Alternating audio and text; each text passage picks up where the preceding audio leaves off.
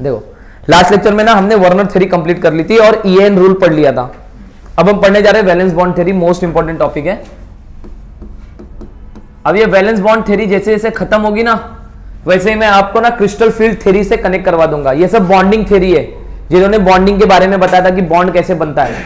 हमने chemical bonding में पढ़ लिया था कि वैलेंस बॉन्ड थ्योरी ने, केमिकल बॉन्डिंग वाली वैलेंस बॉन्ड थ्योरी ने ये बताया था कि केमिकल कोवेलेंट बॉन्ड कैसे बनता है और कोवेलेंट बॉन्ड कैसे बनता है और कैसे हाइब्रिडाइजेशन होता है, राइट। हाइब्रिडाइजेशन का जिक्र किया था। यहां पे भी हम यही जिक्र करने वाले हैं, किसका, वैलेंस बॉन्ड थ्योरी में हम क्या पढ़ने वाले हैं, ध्यान से सुनना। वैलेंस बॉन्ड थ्योरी ये बोलता है कि मेटल है, मेटल के पास वैकेंट ऑर्बिटल है, लिगैंड के पास फील्ड ऑर्बिटल है। लिगैंड आएगा अपना इलेक्ट्रॉन देगा मेटल के वैकेंट ऑर्बिटल में और कोऑर्डिनेट कोवेलेंट बॉन्ड बनाएगा। लेकिन मेटल है, मेटल के पास वैकेंट ऑर्बिटल है, वैकेंट ऑर्बिटल में लिगैंड अपना इलेक्ट्रॉन देगा, इलेक्ट्रॉन देने के बाद वो क्या बनाएगा, बॉन्ड बनाएगा। कौन सा बॉन्ड, कोऑर्डिनेट कोवेलेंट बॉन्ड। लेकिन कोऑर्डिनेट कोवेलेंट बॉन्ड बनने के पहले मेटल का जो वैकेंट ऑर्बिटल होगा वो हाइब्रिडाइजेशन में जाएगा। तो पहले मेटल आएगा, उसके वैकेंट ऑर्बिटल हाइब्रिडाइजेशन में जाएंगे, फिर उस हाइब्रिडाइज्ड ऑर्बिटल में लिगैंड के फील्ड ऑर्बिटल से इलेक्ट्रॉन आएगा और फिर कोऑर्डिनेट कोवेलेंट बॉन्ड बनेगा। अभी तक हमने क्या पढ़ा कि मेटल का वैकेंट ऑर्बिटल है, लिगैंड ने इलेक्ट्रॉन दिया, कोऑर्डिनेट कोवेलेंट बॉन्ड बन गया। अब वैलेंस बॉन्ड थ्योरी आ गई। ये क्या बोलती है, बॉन्ड बनेगा ना, लेकिन पहले मेटल के वैकेंट ऑर्बिटल आएंगे, हाइब्रिडाइजेशन में जाएंगे, उसके बाद लिगैंड आएगा और अपना इलेक्ट्रॉन डोनेट करेगा हाइब्रिडाइजेशन में, तब बनेगा कोऑर्डिनेट कोवेलेंट बॉन्ड। बोलो क्लियर हुआ। इसका मतलब यहाँ पे हमें हाइब्रिडाइजेशन के बारे में पढ़ना है। अब सर हाइब्रिडाइजेशन पढ़ने से क्या हो जाएगा, आपको मैंने आपको जब सेकेंडरी वैलेंसी बताई थी तो मैंने बोला था कि secondary valency is nothing but the coordination number of metal ion. तो लिगैंड एक स्पेसिफिक डायरेक्शन से आता है, अगर लिगैंड एक स्पेसिफिक डायरेक्शन से आएगा तो उस पर्टिकुलर कॉम्प्लेक्स की एक पर्टिकुलर ज्योमेट्री बनेगी। तो वो ज्योमेट्री की जो स्टडी होती है वो हमें हाइब्रिडाइजेशन से पता चलेगी कि कौन सी ज्योमेट्री बन रही है और कौन सी नहीं बन रही है। फिर हम वीबीटी का लिमिटेशन देखेंगे और सीएफटी पे जंप करेंगे। बोले समझा। तो वीबीटी ने क्या बोला, मेटल आएगा अपने वैकेंट ऑर्बिटल के साथ, वैकेंट ऑर्बिटल पहले मिक्स होंगे, हाइब्रिडाइजेशन में जाएंगे, हाइब्रिडाइजेशन में जाने के बाद हाइब्रिडाइज्ड ऑर्बिटल बनेगा। जैसे ही हाइब्रिडाइज्ड ऑर्बिटल बन गया, उस हाइब्रिडाइज्ड ऑर्बिटल में लिगैंड अपने इलेक्ट्रॉन पेयर को डोनेट करेगा, ठीक है, और कोऑर्डिनेट कोवेलेंट बॉन्ड का फॉर्मेशन करेगा। ठीक है, बोलो क्लियर हो गया कि नहीं। ओके, तो वैलेंस बॉन्ड थ्योरी क्लियर है। ठीक है, देखो ligand donate its electron pair in vacant orbital of metal ion or atom, but before this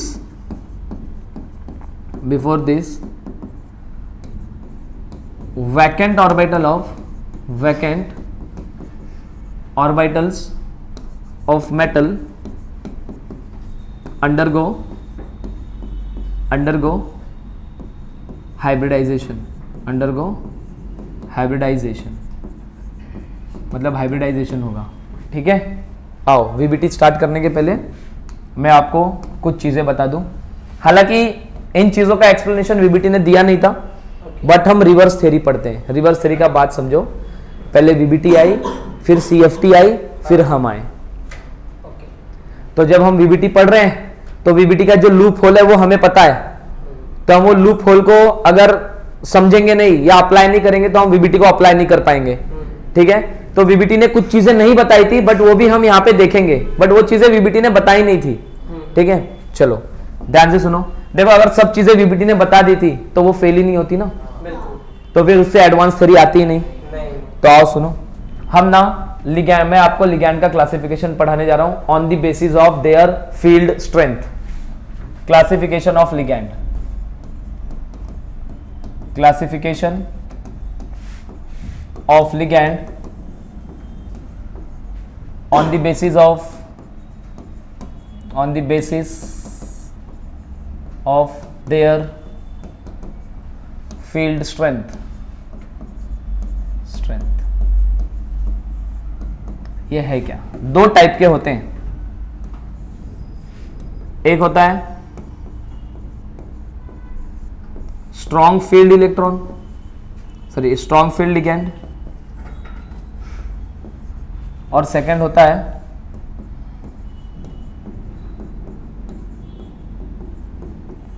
weak field ligand.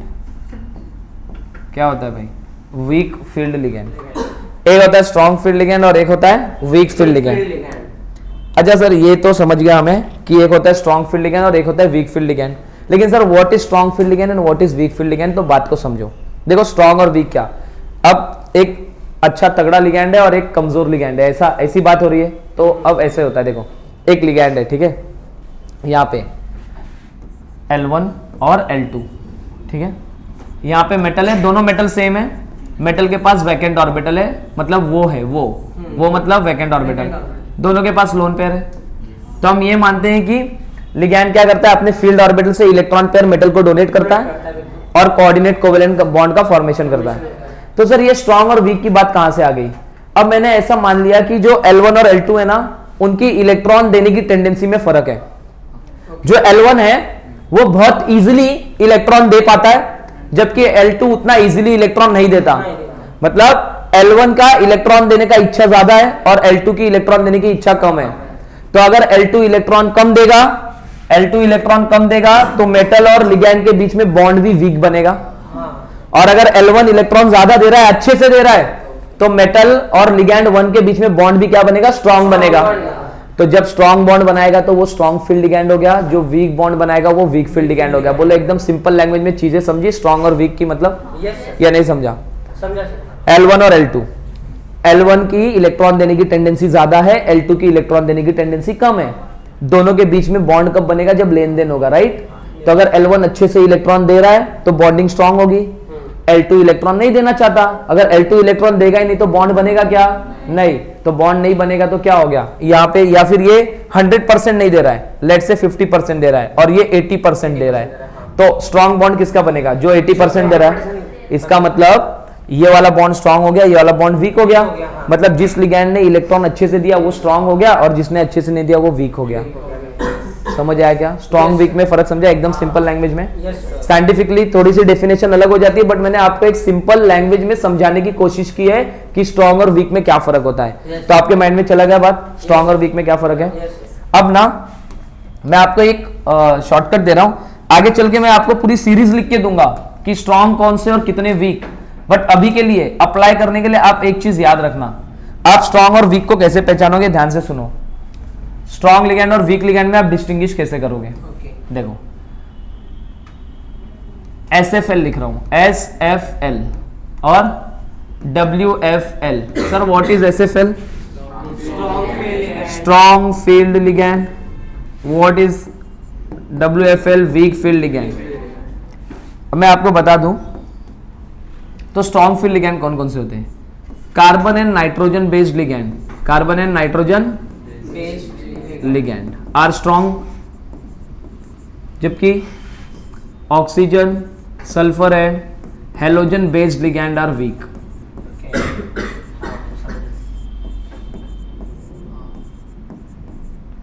देखो ये मेरा ऑब्जर्वेशन है, मैं आपको अगर समझाने के लिए थोड़ा सा ट्राई करूं तो ऑक्सीजन, सल्फर, हेलोजन के साइड आप जैसे जैसे बढ़ते जाओगे पीरियोडिक टेबल में तो इलेक्ट्रोनेगेटिविटी बढ़ती जाती है, तो इलेक्ट्रॉन देने की टेंडेंसी कम हो जाएगी। तो इसके बेसिस पे शायद से क्लासिफिकेशन हुआ है, ठीक है, शायद बोल रहा हूं मैं क्योंकि ये ऑब्जर्वेशन है। तो स्ट्रॉन्ग फील्ड लिगैंड में हम किसको काउंट करेंगे भाई? Carbon and nitrogen based ligand जो होंगे वो कैसे होंगे? स्ट्रॉन्ग में आएंगे, और ये वाले कैसे आएंगे? वीक में आएंगे। बोलो क्लियर हो गया? ठीक है।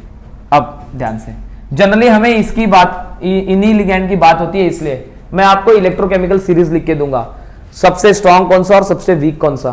अभी के लिए इससे काम चलाएंगे, किससे? स्ट्रॉन्ग फील्ड और ये वाला वीक फील्ड। बोलो इतना क्लियर हुआ? इसमें कोई डाउट है? नहीं। आओ आगे चलते हैं, ठीक है। ये ना आप लोग छाप लो पहले और फिर हम आगे चलते हैं।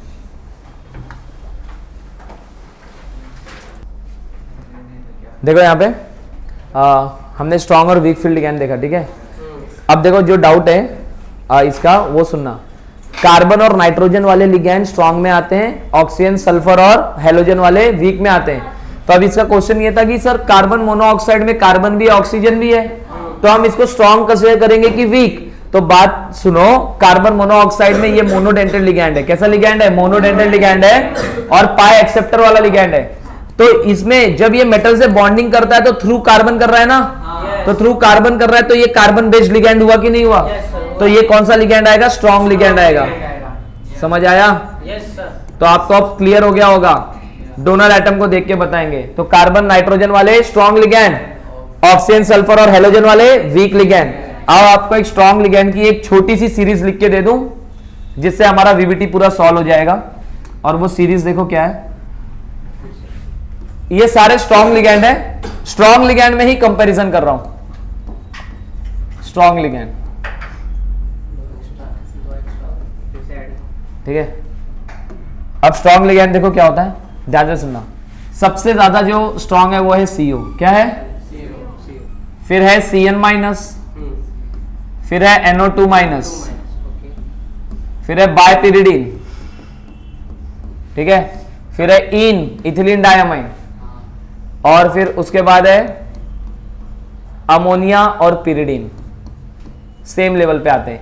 ये सारे स्ट्रॉन्ग है, ये सारे स्ट्रॉन्ग है। और ये जो सारे स्ट्रॉन्ग लिगैंड है इनमें भी सबसे स्ट्रॉन्ग कौन सा है? CO। सबसे स्ट्रॉन्ग कौन सा है? CO। बोलो समझा क्या? देखो सारे नाइट्रोजन और कार्बन बेस्ड लिगैंड है। ये भी नाइट्रोजन बेस्ड, ये भी नाइट्रोजन, ये भी नाइट्रोजन, ये nitrogen carbon carbon based ligand. तो ये सारे स्ट्रॉन्ग है। उन सारे स्ट्रॉन्ग में भी सबसे ज्यादा स्ट्रॉन्ग कौन सा है? CO। ये सीरीज बहुत हेल्प करती है भाई, शॉर्ट में लिख के दिया हूं, याद रखना। एग्जाम में बहुत सारे क्वेश्चन ना सिर्फ इस सीरीज से ही बन जाएंगे, पूरी इलेक्ट्रोकेमिकल सीरीज नहीं याद होगी फिर भी, ठीक है। तो कैसे याद होगा? CO CN NO2 bipyridine en ammonia and pyridine, ठीक है। अमोनिया पिरिडीन इन पे बायपिरिडीन, NO2 CN CO। क्लियर है? हो गया? आओ अब आओ वीबीटी की चर्चा करें और मजा आएगा। सच में खतरनाक लेवल का मजा आने वाला है, ध्यान से देखो।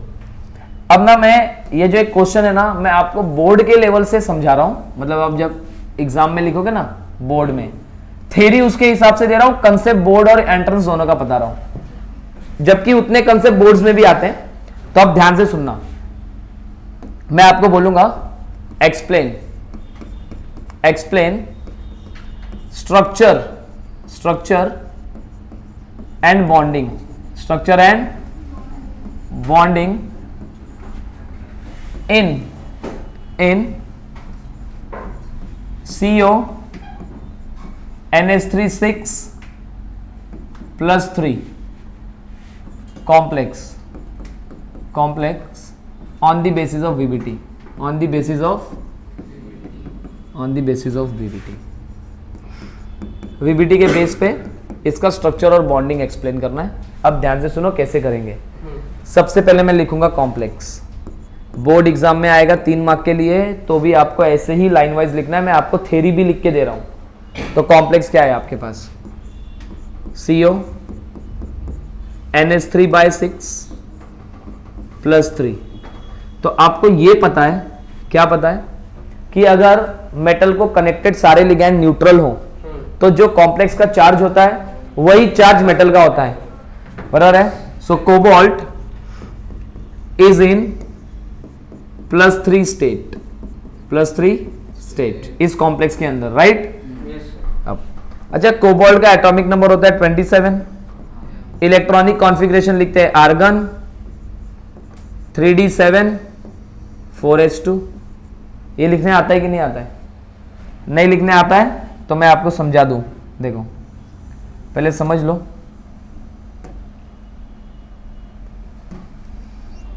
आओ, स्कूटी, वैन, एक मिनट, स्कूटी कहाँ गया? सिर्फ स्कू आया ना। स्कूटी, टिटेनियम याद आया कहाँ पे यूज होता है? हाँ, स्कूटी, वैन, कार में फेंको। स्कूटी, वैन, कार में फेंको। क्या निकालना है देखो ध्यान से। फेंक दिया इतना? अरे बहुत बड़ी ट्रक है, ट्रक, कार नहीं है वो। स्कूटी, वैन, कार में फेंको। निकाल कॉपर, जिंक। क्या निकालना है? कॉपर और जिंक। तो इसका एटॉमिक नंबर है 21, इसका है 22, 23, 24, 25, 26, 27, 28, 29, 30, सबके पास आई गेस 18 इलेक्ट्रॉन्स तो है ही, क्योंकि आर्गन तो सबके पास है। कोई दिक्कत वाली बात है क्या इसमें? बिल्कुल नहीं। तो मैं यहां पे लिखूंगा आर्गन, ठीक है, फिर लिखूंगा 3D और फिर लिखूंगा 4s। फिर हम थोड़ा सा शक्तियों का गलत इस्तेमाल होगा यहाँ पे, गलत नहीं है, आप लोग नहीं करना, ठीक है, ये भी सही है।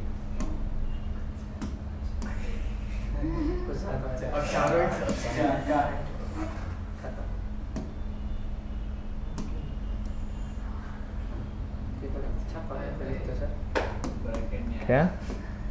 अरे ठीक है, उतनी मेहनत कर लेंगे।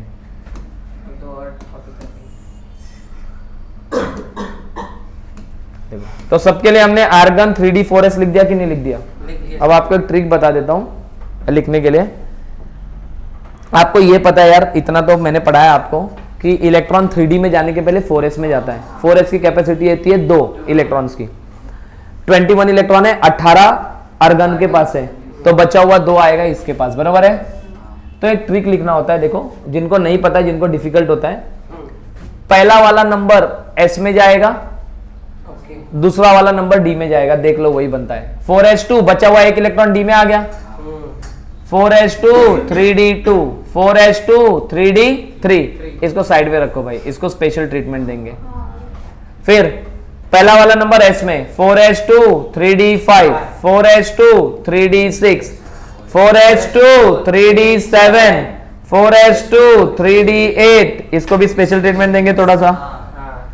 4s2 3d10, हाँ 0 नहीं ले लेना इसमें, 30 है ना, तो 30 को ऐसे तोड़ लो 2 1 0 में, तो पहला वाला नंबर 2 चला गया और बचा हुआ 10, ऐसे कर लो। या फिर डायरेक्टली याद रख लेना यार, आर्गन है, आर्गन में 18 इलेक्ट्रॉन है, बचे कितने 30 में 12 इलेक्ट्रॉन बच गए, 2 s में चला गया, बचा हुआ, ठीक है।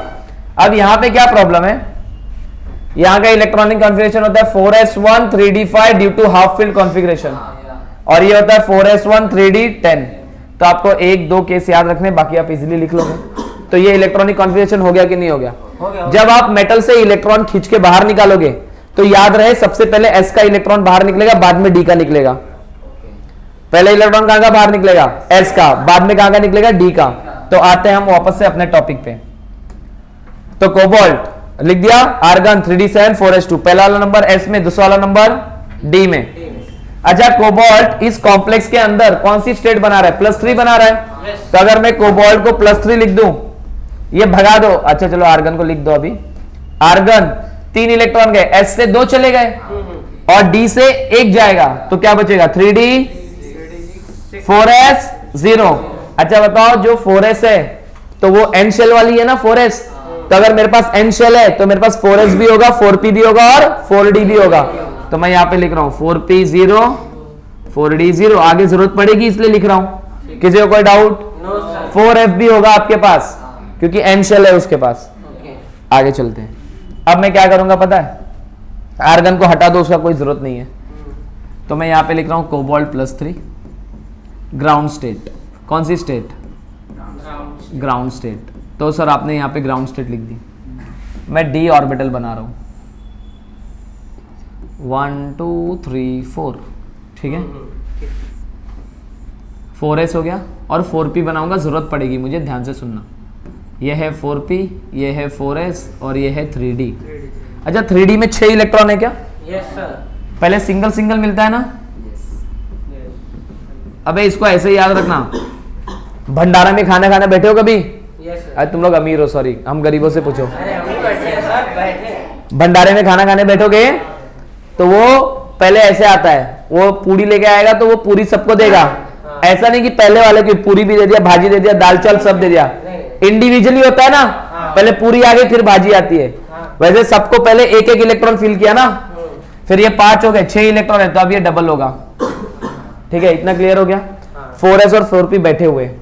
अब हमने वीबीटी का पोस्टुलेट याद करो, मेटल आएगा, लिगैंड आएगा। मेटल अपने वैकेंट ऑर्बिटल लिगैंड के सामने ले जाएगा। लिगैंड बोलेगा पहले हाइब्रिडाइजेशन करके ला, फिर इलेक्ट्रॉन देता हूं। तो मेटल अपने वैकेंट ऑर्बिटल का पहले हाइब्रिडाइजेशन करता है। तो ध्यान से सुनो पहले। अच्छा मुझे बताओ, आने वाला लिगैंड कौन सा है इस केस में? अमोनिया, NH3 NH3 है। क्या NH3 नाइट्रोजन बेस्ड लिगैंड है? क्या वो स्ट्रॉन्ग लिगैंड है? स्ट्रॉन्ग लिगैंड आएगा तो हाँ, तो वो मेटल को बहुत ज्यादा क्लोज से अप्रोच करेगा। अब अगर वो मेटल को बहुत ज्यादा क्लोज से अप्रोच कर रहा है तो ध्यान से सुनो, मेरे पास ऑलरेडी मेरे इलेक्ट्रॉन है, लिगैंड अपना इलेक्ट्रॉन मेरे पास लेके आ रहा है, तो मेरे इलेक्ट्रॉन उसके इलेक्ट्रॉन को देख के क्या होंगे? रिपल होंगे। क्या होंगे? रिपल होंगे। एक्चुअल में अलग थ्योरी होती है, मैं वो CFT से रिलेट करूंगा, अभी के लिए समझो। तो वो रिपल हो जाएंगे, रिपल हो जाएंगे तो वो इलेक्ट्रॉन पेयर होना स्टार्ट हो जाएंगे। वो इलेक्ट्रॉन क्या होना स्टार्ट हो जाएंगे? पेयर। कौन से? मेटल के इलेक्ट्रॉन। तो स्ट्रॉन्ग फील्ड लिगैंड आ रहा है तो ये इलेक्ट्रॉन इधर भाग गया, ये इलेक्ट्रॉन इधर भाग गया। तो मैं यहां पे लिख रहा हूं since NH3 is a strong field ligand, hence pairing of d electron takes place। क्या आपको फील आया कि पेयरिंग क्यों करवाई गई? स्ट्रॉन्ग लिगैंड मेटल के बहुत ज्यादा नजदीक आएगा तो मेटल के इलेक्ट्रॉन को ज्यादा रिपल्शन मिलेगा, ज्यादा रिपल्शन मिलेगा तो रिपल्शन कैसे? वो पेयर अप होने लगेंगे। काइंड ऑफ ऐसे समझो कि इलेक्ट्रॉन पीछे हट गया। ठीक है, अब ये जो मैंने आपको बोला कि रिपल्शन की वजह से पेयरिंग, वो अब मैं आपको आगे समझाऊंगा। CFT में पूरा क्लियर हो जाएगा कि ऐसा क्यों हो रहा है, लेकिन अभी तो हमने CFT डिस्कवर नहीं की है ना, थ्योरी वाइज अभी हम बहुत पीछे चल रहे हैं। अभी CFT आएगी, कुछ सालों बाद आएगी। ऐसा हो रहा है, मतलब आ गई है, बात समझो आप। ठीक है, तो अब NH3 कैसा है? स्ट्रॉन्ग फील्ड लिगैंड है तो इलेक्ट्रॉन पेयर होगा। तो बताओ CO+3 कैसे बन गया? ये CO+3 का क्या हो गया? ऑर्बिटल हो गया कि नहीं हो गया? 1 2 3 4। अब पेयर हो गया तो कैसा हो गया? 1 2 3 4 5 6। इधर है आपका 4s और इधर है आपका 4p। मुझे बताओ, जो एक अमोनिया है वो 2 इलेक्ट्रॉन देगा कि नहीं देगा? एक अमोनिया 2 इलेक्ट्रॉन देगा, हाँ या ना बोलो? अगर वो 2 इलेक्ट्रॉन देगा तो टोटल है 6 अमोनिया, तो टोटल 12 इलेक्ट्रॉन्स डोनेट होने वाले हैं मेटल को। एक डब्बे में सिर्फ 2 ही इलेक्ट्रॉन आ सकता है, मतलब मेटल के पास 6 पेयर इलेक्ट्रॉन आने वाले हैं। तो मेटल को अपना 6 डब्बा खाली रखना पड़ेगा। अब वो 6 डब्बा खाली तो है, लेकिन पहले वो जाएगा हाइब्रिडाइजेशन में। तो हाइब्रिडाइजेशन में जाएगा तो देखो क्या होगा, तो यहां पे हाइब्रिडाइजेशन में ये जाएंगे, ये वाले जो, इसको हटाओ जरा यहां से। अबे क्या ये 3D, तो ये हाइब्रिडाइजेशन में देखो,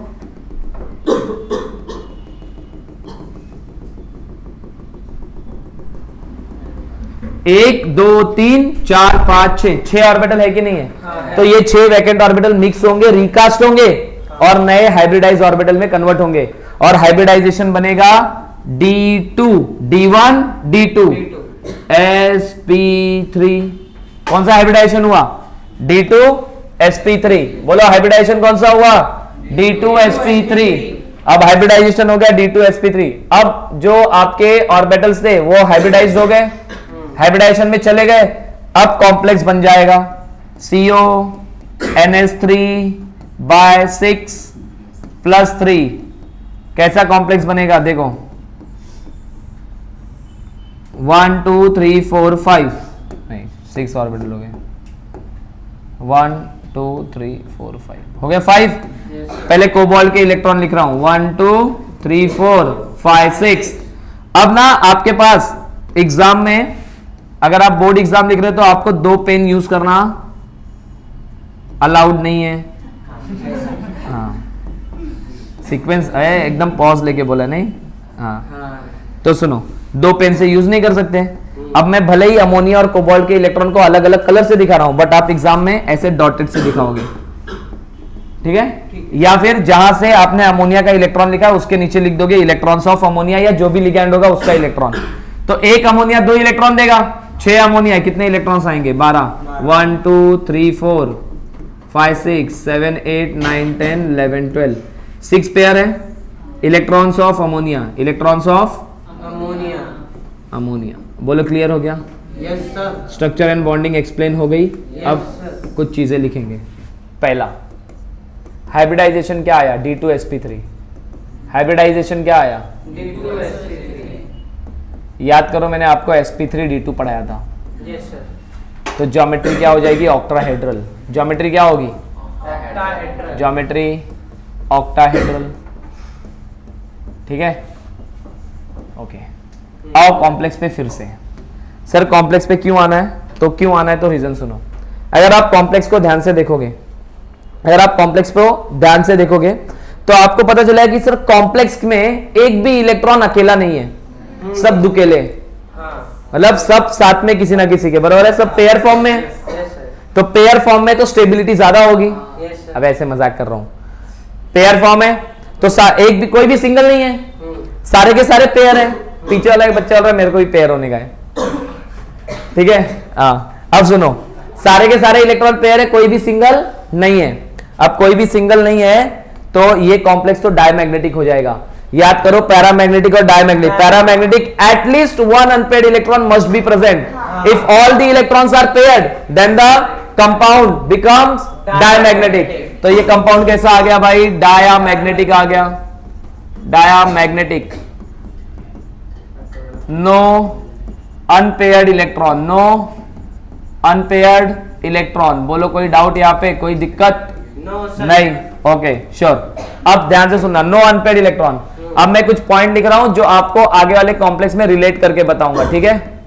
फोर्थ पॉइंट लिख रहा हूं, inner orbital complex, inner orbital complex. और फिफ्थ लिख रहा हूं, लो स्पिन कॉम्प्लेक्स, लो स्पिन कॉम्प्लेक्स। कोई पूछेगा नहीं सर व्हाट इज दिस। मैं आपको अभी एक कॉम्प्लेक्स पढ़ाऊंगा, उसके रिस्पेक्ट में ये दोनों टर्म समझाऊंगा। ये रिस्पेक्टिव टर्म है ना, ऐसे समझ ही नहीं आएगा। अभी एक कॉम्प्लेक्स ले रहा हूं, उसके रिस्पेक्ट में ये दोनों पॉइंट समझाता हूं। बोले यहां तक किसी को डाउट है क्या? वीबीटी में किसी को डाउट है? पक्का क्लियर है? पक्का? ठीक है, 2 मिनट ले लो, ब्रेन में डाइजेस्ट कर लो, फिर मैं एक कॉम्प्लेक्स लेता हूं और ये समझाता हूं, ठीक है। चलो आपका समय शुरू होता है अब। देखो ये कॉम्प्लेक्स देखा हमने। देखो मैंने आपको बोला कि मैं आपको रिलेट करके बताऊंगा इनर और ऑर्बिटल वाला, इनर ऑर्बिटल कॉम्प्लेक्स वाला और लो स्पिन वाला। अब मैं एक कॉम्प्लेक्स ले रहा हूं, क्वेश्चन देख लो, वापस से बोर्ड एग्जाम में आता है। Explain structure and bonding, explain structure and bonding in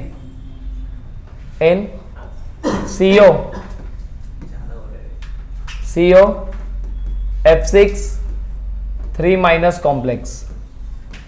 अब आपको किसमें स्ट्रक्चर एंड बॉन्डिंग एक्सप्लेन करना है? CO F6 में। तो सबसे पहले इसका सोल्यूशन देखेंगे, तब मैं इसका सोल्यूशन देख रहा हूं। तो मैंने सबसे पहले क्या देखा कि सर हमारे पास ये कॉम्प्लेक्स है CO F6 -3। अब जैसे ही मैंने इसका कॉम्प्लेक्स देख लिया, अब मैंने ऑक्सीडेशन स्टेट कैलकुलेट की। तो ये है x, ये है y, तो x plus 6y is equal to -3, x is equal to x plus 6 into fluorine का चार्ज -1 है, तो x minus 6 is equal to -3 हो जाएगा। तो x is equal to -3 plus 6 आ जाएगा। तो x की वैल्यू क्या आ गई? +3। x आ गया +3। अब जैसे x +3 आ गया तो मुझे पता चला कि कोबाल्ट का चार्ज कितना है? +3 है। तो अगर कोबाल्ट का चार्ज +3 है तो इसको रफ करता हूं यहां से, कोबाल्ट +3 है, तो मैं यहां पे लिखूंगा cobalt is in +3 state in CO F6 -3 complex. इस कॉम्प्लेक्स में कोबाल्ट +3 स्टेट में, अगेन कोबाल्ट का एटॉमिक नंबर कितना है? 27। इलेक्ट्रॉनिक कॉन्फ़िगरेशन कैसे लिखेंगे? Argon 3d7 4s2। अगर कोबाल्ट +3 है तो electronic configuration becomes 3d6 4s0 4p0 4d0। ठीक है सर, ये 4p4s अभी बताया कि n शेल में 4s 4p 4d 4f सब होते हैं। तो अगर उसके पास 4s है तो उसके पास 4p भी होगा, 4d भी होगा, 4f भी होगा। लेकिन सर हम लिखते नहीं है, लिखते इसलिए नहीं कि उसमें इलेक्ट्रॉन नहीं है। तो इलेक्ट्रॉन नहीं है तो अब क्यों लिख रहे हो? अभी भी तो इलेक्ट्रॉन नहीं है, अब मुझे उसकी जरूरत है ना, तो मुझे उसको रिप्रेजेंट करना पड़ेगा। ठीक है, तो सो कोबाल्ट +3 कौन सी स्टेट है गई? ग्राउंड स्टेट आएगी। स्टेट आएगी। तो मैं पहले डी ऑर्बिटल ड्रॉ कर रहा हूं, 1 2 3 4 5। फिर मैं ड्रॉ कर रहा हूं 4s, फिर ड्रॉ कर रहा हूं 4p, और फिर उसके बाद ड्रॉ कर रहा हूं 4d। तो ये 4d, ये 4p, ये 4s और ये 3d। 3d में 6 इलेक्ट्रॉन है क्या? और अगर 3d में 6 इलेक्ट्रॉन है तो मैं उनको फिल करता हूं। देखो 1 2 3 4 5 6 हो गया। अब मैंने लिगैंड की तरफ देखा और लिगैंड ने मेरी तरफ देखा, तो क्या हो गया? मैं बोला क्या भाई? बोलते सर मैं तो वीक लिगैंड हूं। कैसा लिगैंड हूं? Weak. Since F minus is a weak field ligand, weak field ligand, hence no pairing of d electron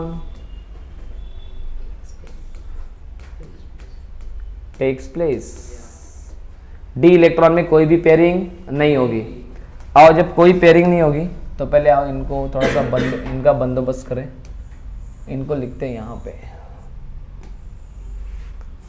ठीक है। ये क्वेश्चन एक लाइन और एडजस्ट हो जाएगी क्या? हो जाएगी भाई, हो जाएगी। हो गया एडजस्ट? Yes sir.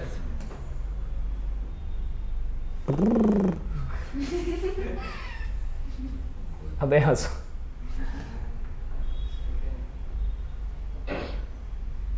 ठीक है, ये एडजस्ट हो गया। तो कोई पेयरिंग नहीं होगी, कोई पेयरिंग नहीं होगी तो भाई ये डब्बा ऐसे ही रहेगा ना। Yes sir. और ये डब्बा ऐसे ही है, तो देखो ध्यान से, अगर कोई पेयरिंग नहीं है तो मैं इसको वापस से लिख रहा हूं भाई सबको। 1 2 3 4 5 4s 4p 1 2 3 4 5 4d 4p 4s 3d। Electron वैसे के वैसे ही हैं। अब फ्लोरीन आया, इलेक्ट्रॉन डरे ही नहीं उससे, पीछे गई नहीं, पेयर हुआ ही नहीं। लेकिन फ्लोरीन बोल रहा है देखो भाई, एक फ्लोरीन 2 इलेक्ट्रॉन देगा। एक डोनर एटम जो होता है, बायडेंटेड लिगैंड क्यों ना हो तो उसके अंदर 2 डोनर एटम है, तो एक डोनर एटम 2 इलेक्ट्रॉन देता है। तो फ्लोरीन है तो टोटल 6 डोनर एटम है, तो एक डोनर एटम 2 इलेक्ट्रॉन देगा, तो 6 डोनर एटम 12 इलेक्ट्रॉन देंगे। मतलब टोटल इलेक्ट्रॉन कितने मारने वाले हैं? 6 पेयर। 6 पेयर अगर इलेक्ट्रॉन आने वाले तो खाली डब्बा कितना चाहिए? 6 खाली डब्बे चाहिए। तो मेटल बोलता है ना, मेटल क्या बोलता है ना। तो बोलते कैसे अरेंज करेंगे? बोलते देखो इस बार तो ये डी खाली नहीं हुआ, अब ऐसा मत कर देना एक एक इलेक्ट्रॉन भरने लग जाना, नहीं, पूरा कंप्लीट खाली चाहिए। तो 1 2 3 4 5 6। अगर आप देखोगे यहां पे तो हाइब्रिडाइजेशन थोड़ा सा बदल गया पहले के कंपैरिजन में। तो पहले गया S, फिर आया P3, फिर आया D2, तो हाइब्रिडाइजेशन हो गया sp3d2। अब sp3 हाइब्रिडाइजेशन हो गया तो कॉम्प्लेक्स बन जाएगा, तो कॉम्प्लेक्स बन गया COF6-3। कॉम्प्लेक्स कैसे बना देखो ध्यान से, 1 2 3 4 5। इसके 6 इलेक्ट्रॉन एज इट इज, कोई छेड़खानी नहीं करेंगे इनके इलेक्ट्रॉन से। फिर ये 4s, ये 4p, 1 2 3 4 5, ये 4d बराबर है। Yes sir. अब ये 4d है। अब मैं इलेक्ट्रॉन भर रहा हूं, 12 इलेक्ट्रॉन मतलब 6 पेयर, तो एक फ्लोरीन का 2 इलेक्ट्रॉन, तो 4s 4p 4d, एक पेयर आ गया, दूसरा पेयर, तीसरा, फोर्थ, फिफ्थ, सिक्स। ये किसके इलेक्ट्रॉन्स है भाई? Electrons of F minus. ठीक है, आओ कुछ चीजें लिखें। क्या आप क्लियरली देख सकते हो कि हाइब्रिडाइजेशन sp3d2 निकला है? चाहे d2 sp3 हो या sp3 d2 हो, ज्योमेट्री तो ऑक्टाहेड्रल ही होगी। ज्योमेट्री कैसी होगी? ऑक्टाहेड्रल होगी। ऑक्टाहेड्रल। अगर आप यहां पे ध्यान से देखो तो मेटल का 4 अनपेयर्ड इलेक्ट्रॉन है, तो number of unpaired electron, number of unpaired electron कितने हैं भाई? 4 इलेक्ट्रॉन्स। अनपेयर्ड इलेक्ट्रॉन है तो पैरामैग्नेटिक होगा। कैसा होगा? पैरामैग्नेटिक। पैरामैग्नेटिक होगा। हाई स्पिन होगा, हाई स्पिन कॉम्प्लेक्स। कैसा कॉम्प्लेक्स? हाई स्पिन कॉम्प्लेक्स, समझाता हूं अभी। और लास्ट है आउटर ऑर्बिटल कॉम्प्लेक्स। कैसा होगा? Outer orbital complex. अब आउटर ऑर्बिटल कॉम्प्लेक्स, ये शायद विजिबिलिटी के बाहर जा रहा है, रुको इसका भी अरेंजमेंट करते हैं। ये जो है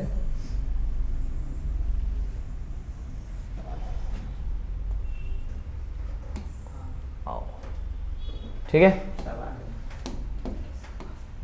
तो ये क्या होगा? Outer orbital complex. तो कितने पॉइंट लिखे?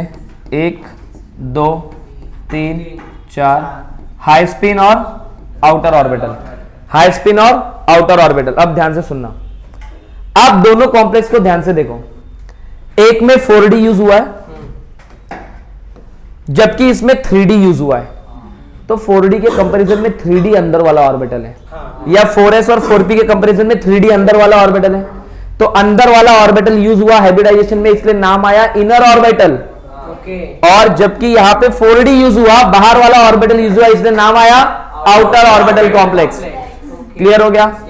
सेकंड, अब ध्यान से सुनना, लिगैंड आने के पहले मेटल के पास 4 अनपेयर्ड इलेक्ट्रॉन थे, ठीक है? Yes sir. अब अगर मैं स्पिन की बात करूं इलेक्ट्रॉन्स के, तो हम एक को प्लस हाफ बोलते हैं और एक को माइनस हाफ बोलते हैं।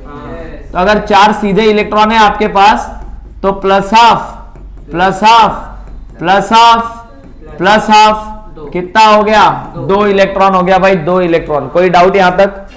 सो 2 इलेक्ट्रॉन अगर हो गए यहां पे, सो सॉरी 2 इलेक्ट्रॉन मतलब स्पिन कितनी आ गई? 2 की आ गई। लेकिन इलेक्ट्रॉन आने की वजह से, सॉरी लिगैंड आने की वजह से plus half minus half 0, plus half minus half 0, plus half minus half 0।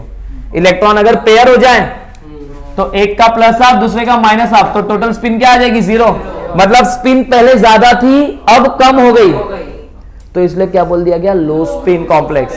लेकिन सर इसको हाई स्पिन क्यों बोला? इसका स्पिन बढ़ थोड़ी ना गया, जितना था उतना ही है ना। उसके कंपैरिजन में उसकी कम हो गई और इसकी कम नहीं हुई, तो इसलिए अगर उसको हमने लो स्पिन बोल दिया तो इसको क्या बोल दिया? High spin. उस कॉम्प्लेक्स के कंपैरिजन में इसकी स्पिन ज्यादा आएगी।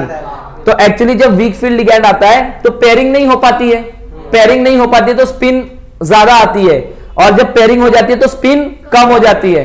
तो इसलिए वीक फील्ड वाले जो कॉम्प्लेक्स होते हैं वो हाई स्पिन बनते हैं, और स्ट्रॉन्ग में पेयरिंग हो जाती है तो स्पिन कम हो जाती है, इसलिए वो लो स्पिन होते हैं। बोलो क्लियर हो गया? हाई स्पिन लो स्पिन में कोई डाउट? पक्का क्लियर है? यही दोनों कॉम्प्लेक्स आपके टेक्स्ट बुक में भी दिए हुए हैं और इसी पे से क्वेश्चन आते हैं। अभी ये बोर्ड एग्जाम की बात हो रही है, बट इतना क्लियर हो गया? समझा? तो अगर हाइब्रिडाइजेशन चाहे sp3d2 हो या d2sp3 हो, ज्योमेट्री तो ऑक्टाहेड्रल ही होगी। तो ऑक्टाहेड्रल के लिए 2 ज्योमेट्री, सॉरी ऑक्टाहेड्रल के लिए 2 हाइब्रिडाइजेशन, ऑक्टाहेड्रल, ठीक है? कब कब हो सकता है? d2sp3 में भी हो सकता है और sp3d2 में भी हो सकता है।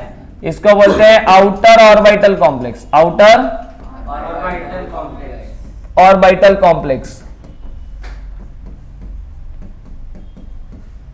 और इसको क्या बोलते हैं?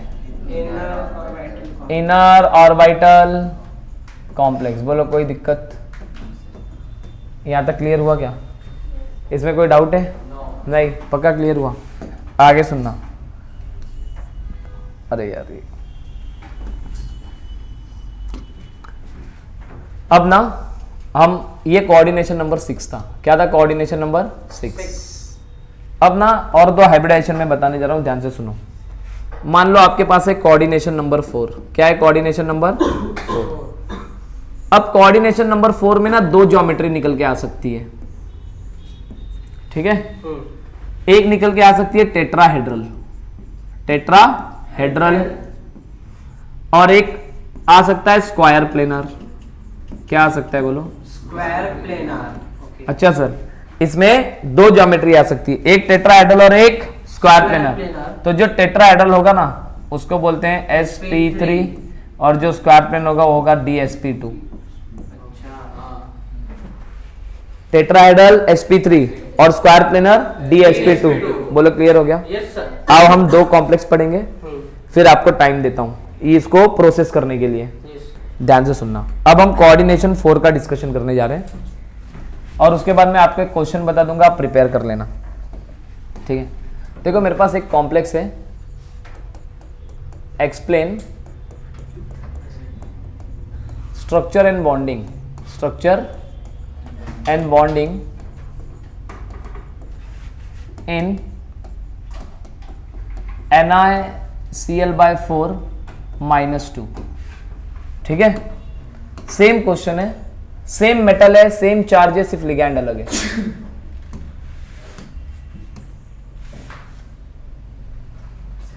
Explain structure and bonding in NiCN/4, polio जैसा दिखा रहे हैं, इन NiCN/4 -2, ठीक है। Yes, sir. आओ साइमल्टेनियसली करेंगे। देखो ध्यान से सुनना, इसका सोल्यूशन देखते हैं। पहले मैंने कॉम्प्लेक्स लिखा, Cl के ऊपर -1 का चार्ज होता है ना। अब चार्ज कैलकुलेट कर लेना भाई, इतने तो बड़े हो गए, तो आप कैलकुलेट करोगे तो यहाँ पे आपको निकल मिलेगा +2। क्या मिलेगा भाई? +2. निकल +2, ठीक है। निकल +2 मिलेगा तो पहले बताओ, निकल अगर 28 होगा ना, 28, तो उसका कॉन्फ़िगरेशन आता है आर्गन 3d8 4s2। +2. तो निकल अगर +2 है तो क्या हो जाएगा? आर्गन 3d8 4s0 4p0, ठीक है। अब अगर कोऑर्डिनेशन नंबर 4 है तो 4d की जरूरत नहीं पड़ती है। आओ तो Ni+2 ग्राउंड स्टेट, 3d6 नहीं कैसे 3d6 होगा भाई? 4s2 है ना? तो 4s2 है तो +2 है, तो s का 2 इलेक्ट्रॉन निकला तो d का एज इट इज रहेगा ना। अरे भाई 2 ही इलेक्ट्रॉन निकाल रहे हैं ना रोहित, हाँ तो फिर 3d, समझा? हाँ सर। और 4p, 8 इलेक्ट्रॉन कैसे लिखूं? 1 2 3 4 5 6 7 8 लिख दिया। Yes, sir. 4s और 4p खाली है। Since Cl- is a halogen वाला है ना, Yes, sir. weak ligand, hence no pairing, बरोबर है ना? Yes. no pairing of d electron, no pairing of d electron। अब d इलेक्ट्रॉन की कोई पेयरिंग ही नहीं होगी, तो आओ Ni+2 को हम फिर से लिखें।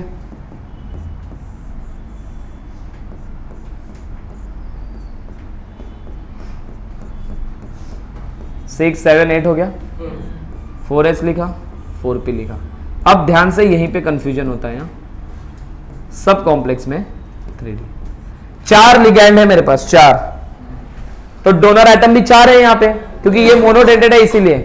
तो मैंमैंने देखा कि 4 Cl- है, 1 Cl- 2 इलेक्ट्रॉन देगा, 4 Cl- 8 इलेक्ट्रॉन देंगे, मतलब 4 पेयर देंगे। अगर 4 पेयर ऑफ इलेक्ट्रॉन आ रहा है तो मेटल के पास कितने वैकेंट ऑर्बिटल चाहिए? 4। तो मेटल ने बोला है ना मेरे पास वैकेंट ऑर्बिटल 1 2 3 1 2 3 4। Yes. हाइब्रिडाइजेशन गया sp3, कॉम्प्लेक्स बन गया NiCl/4 -2, क्या आ गया? d के electron as it is 1 2 3 4 5 6 7 8।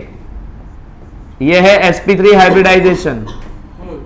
4p 4s, Cl के इलेक्ट्रॉन्स आ गए, first pair, second pair, third pair, fourth pair.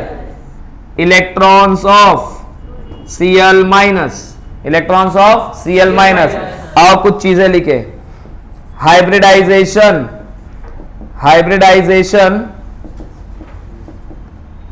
sp3, geometry tetrahedral, geometry क्या आ गई? Tetrahedral. Number of unpaired electron, number of unpaired electron कितने आ गए? 2। तो कॉम्प्लेक्स कैसा आ गया? पैरामैग्नेटिक। ठीक है, टेट्राहेड्रल में बात नहीं करते इनर और आउटर की, क्योंकि वो इनर ऑर्बिटल हो गया तो स्क्वायर प्लेनर बन जाता है, जबकि ऑक्टाहेड्रल में ऑक्टाहेड्रल ही था, इसीलिए कंपैरिजन हुआ था। ठीक है, जनरली ऑक्टाहेड्रल वाले सारे हाई स्पिन में ही आते हैं। ठीक है, ओके, आओ सेम है। अब मैं इसको कॉपी करता हूं।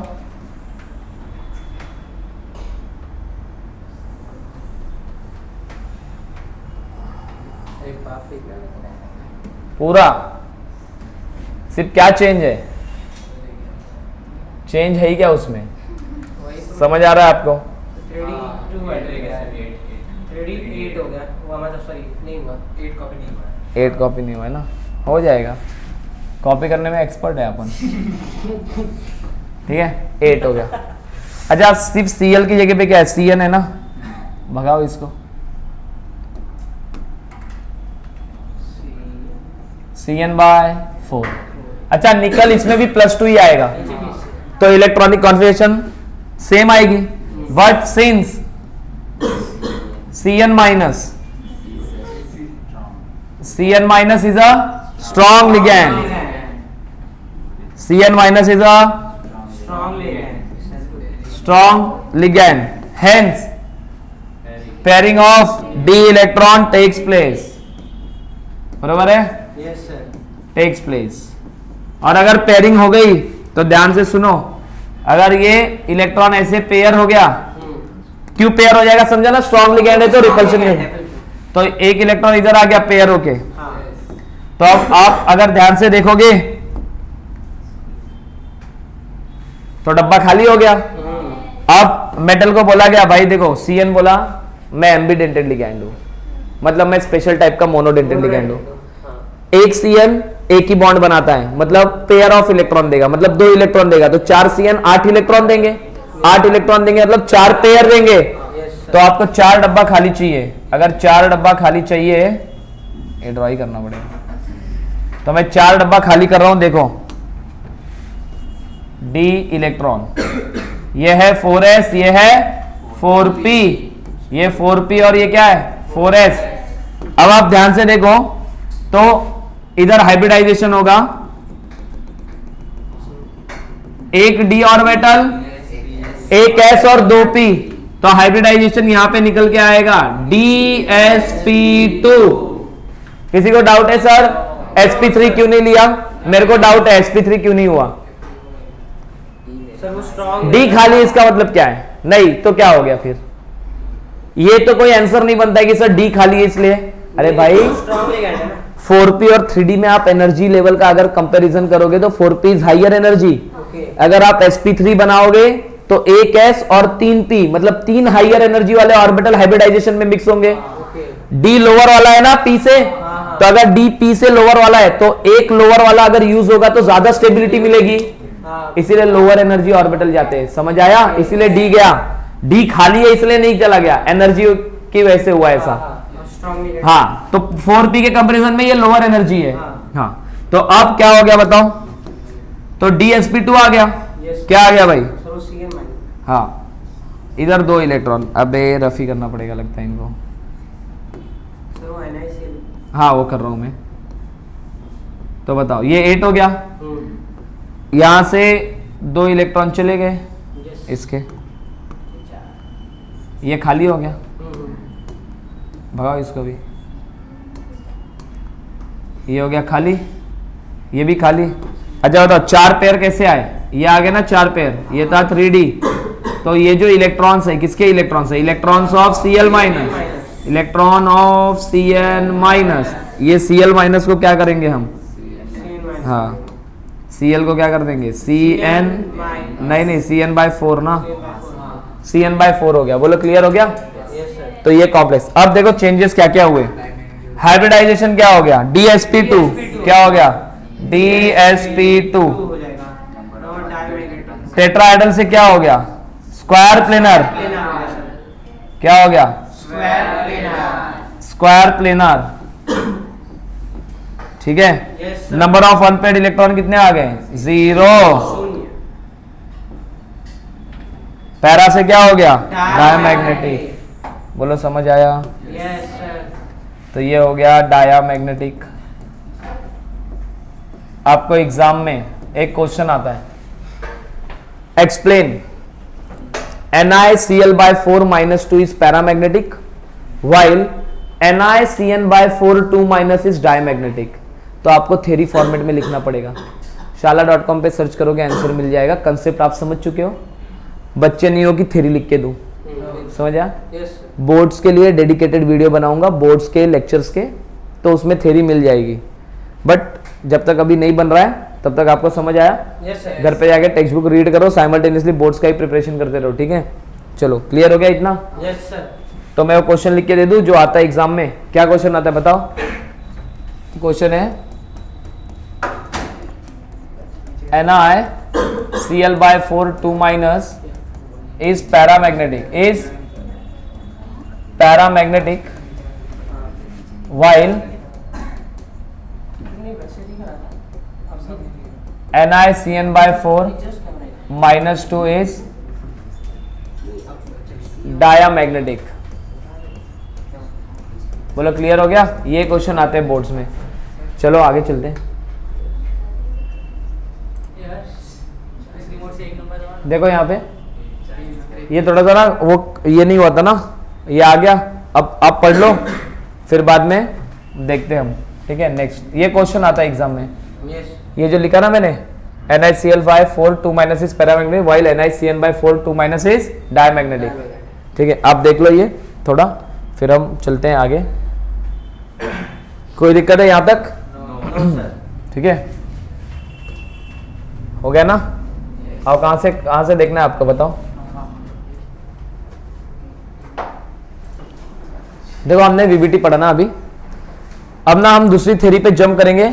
दूसरी थ्योरी पे जंप करने के पहले हमें देखना पड़ेगा कि वीबीटी के लिमिटेशंस क्या क्या है, ठीक है? तो अगर वीबीटी के लिमिटेशंस देखेंगे पहले, फिर उसके बाद हम दूसरी theory that is crystal field theory पे जंप करेंगे। तो वीबीटी हमने देख लिया। अब वीबीटी ने बहुत सारी चीजें नहीं बताई थी। जैसे पहला पॉइंट है, अगर आप देखोगे तो हाई स्पिन और लो स्पिन कॉम्प्लेक्स के बारे में नहीं बताया वीबीटी ने।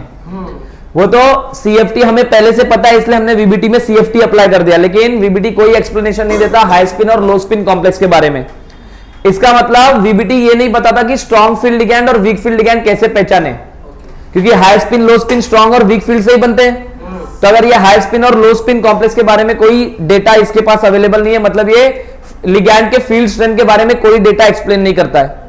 सेकेंड, कंपाउंड के पास कलर होते हैं, कोऑर्डिनेशन कंपाउंड्स कलर्ड होते हैं, वो कलर के बारे में कोई जानकारी नहीं देता। कौन? वीबीटी।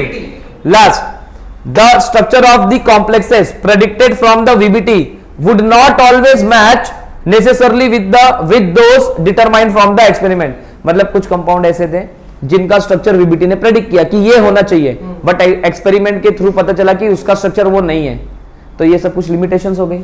अगर ये लिमिटेशंस हो गई तो इसके बाद हम क्या करेंगे? अब दूसरी थ्योरी पे जंप करेंगे। तो दूसरी थ्योरी क्या आ गई वीबीटी के लिमिटेशंस के बाद? जो नेक्स्ट थ्योरी है वो है क्रिस्टल फील्ड थ्योरी। कौन सी थ्योरी है बताओ? Crystal field theory. Crystal field theory, ठीक है? तो वीबीटी के लिमिटेशंस क्या क्या देखे? लो स्पिन हाई स्पिन कॉम्प्लेक्स के बारे में कुछ नहीं बताता है, दैट इज स्ट्रॉन्ग फील्ड और वीक फील्ड लिगैंड को डिस्टिंग्विश नहीं कर पाएगा, उसके बारे में कोई डेटा नहीं है। कलर ऑफ द कॉम्प्लेक्स नहीं बताता है। उसने कुछ कॉम्प्लेक्स के स्ट्रक्चर प्रेडिक्ट किए, लेकिन एक्सपेरिमेंट से पता चला कि जो वीबीटी ने प्रेडिक्ट किया था वैसा स्ट्रक्चर नहीं है। तो अब हम क्या पढ़ेंगे? क्रिस्टल फील्ड थ्योरी, जो हम नेक्स्ट लेक्चर में देखेंगे, ठीक है? तो आज यहाँ पे स्टॉप करते हैं। Crystal field theory next lecture में स्टार्ट करेंगे। क्रिस्टल फील्ड थ्योरी देखेंगे और कलर वाला फिनोमिना देखेंगे, ठीक है? चलो फिर आज के लिए इतना ही।